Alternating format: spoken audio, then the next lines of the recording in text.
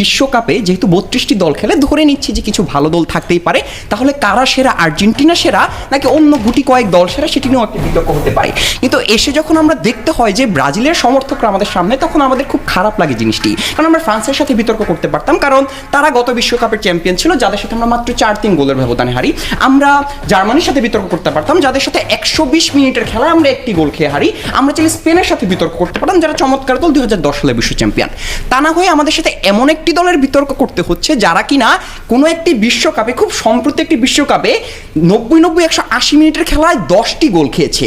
প্রশ্নটি হচ্ছে, আপনি যখন 10টি গোল খাওয়ার মতো একটি টিমের সাথে বিতর্ক করতে হয়, সেটা আমাদের স্ট্যাটাসের সাথে যায় না। কারণ আমরা 90 মিনিটে, 120 মিনিটে যে টিমের সাথে একটি মাত্র গোল খাই, তারা যখন সেই একই টিমের সাথে, জার্মানির সাথে 90 মিনিটে 7 গোল খায়, এবং তারা বিতর্ক করতে আসে যে আজকের বিশ্বকাপে আমরাই সেরা।